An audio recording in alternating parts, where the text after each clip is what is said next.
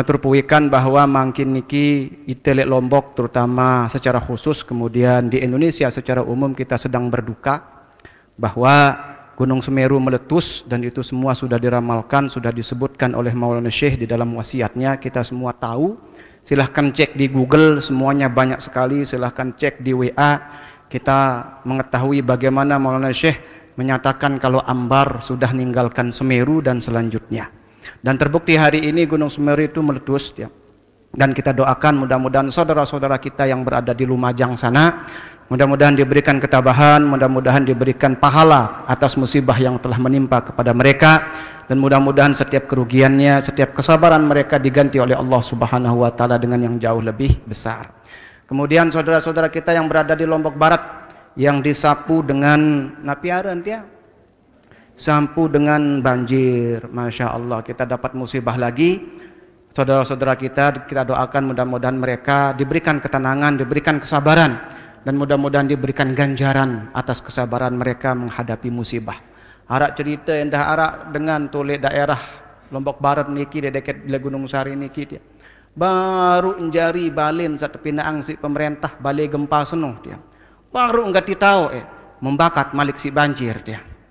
Demikian Anda semua, kita semua ini hidup dalam penuh kenikmatan, maka mari kita bersyukur atas apa yang telah diberikan oleh Allah Subhanahu wa taala. Sebelum yang lanjut, sebelum dilanjutkan oleh irsyadat dan taujihat, matur cerita marak biasa dia.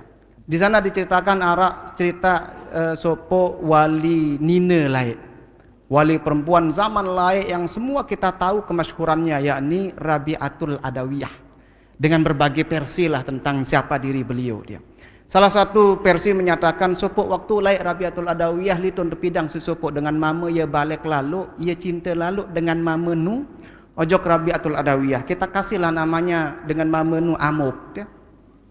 Datanglah Amok ojok Rabi'atul Adawiyah. Apa unin? Rabi'ah ari saingas. Melet kemerarikan je kamu hari. Dia nyatakan cintanya kepada Rabi'atul Adawiyah. Kemudian apa kata Rabi'atul Adawiyah? Kembe ampe mele jok aku Amok, kunin terkena dia.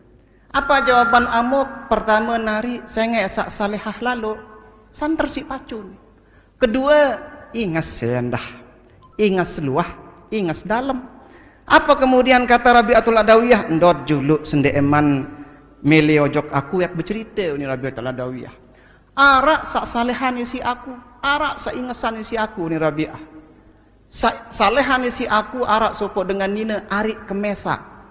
Jauh lebih saleh le aku, jauh lebih le inges le aku. Dek kira-kira mele ben salehan, ben ingesan isi aku. Dia tahu on le muri ne unin. Begitu dia mengatakan dia tahu on cewek sak ingesan si aku nu dia le muri ne, langsung dengan mamuk senu, amuk senu menoleh ke belakang. Beya unin dia. Apa kata Rabi'atul Adawiyah? Ajak ente mele aku ni. Baru jak mele ni jok aku lagu dia bercerita maarak sa ingesan si aku nyerak ke biye unine mete unin dia. Ini cerita ini menunjukkan apa ya? Ini cerita sufi yang menunjukkan bahwa keimanan kita ini menurut para ulama berdasarkan cinta kepada Allah Subhanahu wa taala. Qul in kuntum tuhibbunallah. Jika engkau betul-betul mencintai Allah, maka siapa yang mencintai Allah, dia tidak akan pernah mampu berpaling dari Allah. Kalaupun dia mendapatkan musibah, itu kan bahasa cinta Allah Subhanahu wa taala, namun terkadang kita gagal memahaminya. Mari kita lihat surat Al-Ankabut. Allah Subhanahu wa taala berfirman, ahasiban nasu ayyutraku ayyakulu amanna wa hum la yuftanun.